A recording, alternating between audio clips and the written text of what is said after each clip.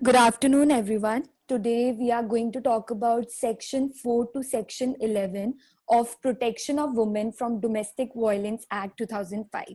So basically, Section 4 to 11 states the powers and duties of protection officer and service provider.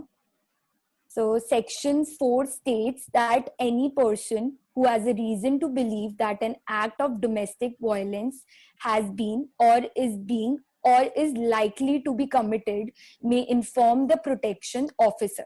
So, Section 4 therefore creates a social responsibility on the member of the community at the large who have a knowledge of an already committed act or in case of any likelihood of commission of the domestic violence in future to come forward to file a complaint on the behalf of the victim, which also implies that all individuals have an obligation to react against the violence. Section 5 mandates the protection officer to ensure that an aggrieved person is informed of a right to free legal aid. Section 5 also is a social enactment that creates various legal, social, judicial, and administrative mechanism to provide assistance to the victim of domestic violence. It creates a social moral responsibility on judicial, law enforcement, legal, medical, and social institution to provide assistance to the victim and survivors, informing them of their rights and securing immediate relief. As per Section 6, if a aggrieved person or on her behalf a protection officer or a service provider requests the person in charge of the notified shelter home to provide shelter to her, such person in charge of shelter home shall provide the shelter to the aggrieved person in the shelter home. Section 7 of the Act, as per it, if an aggrieved person or on her behalf a protection officer or service provider requests the person in charge of medical facility to provide any medical aid to her, such person in charge of medical facility shall provide such medical aid to the aggrieved person in the medical facility. Section 8. The protection officer is a key authority appointed under the Act to implement the Act. So, under Section 8 of the Act, the state government appoints protection officer. The number of protection officer to be appointed and their jurisdiction is left to the discretion of the state government.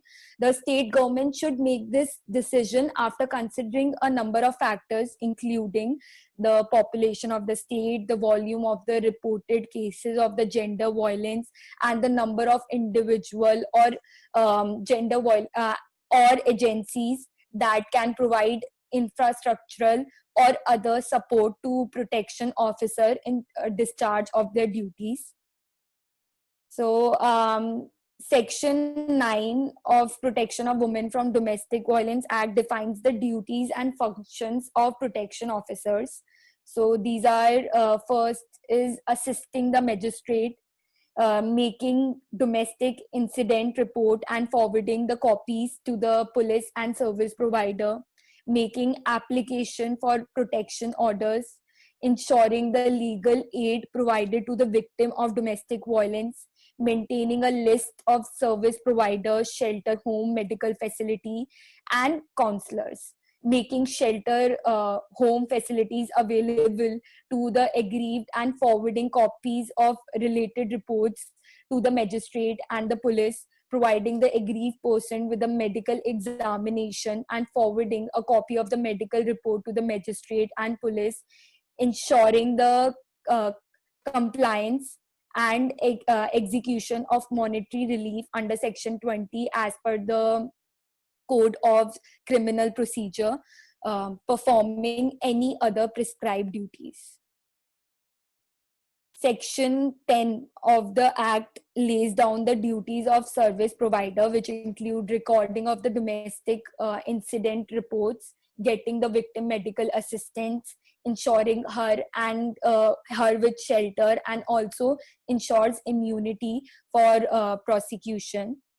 Section 11 lays down the various duties of the government to give the act wide publicity through media, through conduct uh, periodic sensitization, and give awareness training to the state, central, police, judicial officers, to coordinate different ministers, department, and to ensure the protocols for the various ministers concerned, including court, are prepared and put in places. So these are the various powers and duties of protection officers and service providers which are mentioned under the act. That's it for today. Thank you.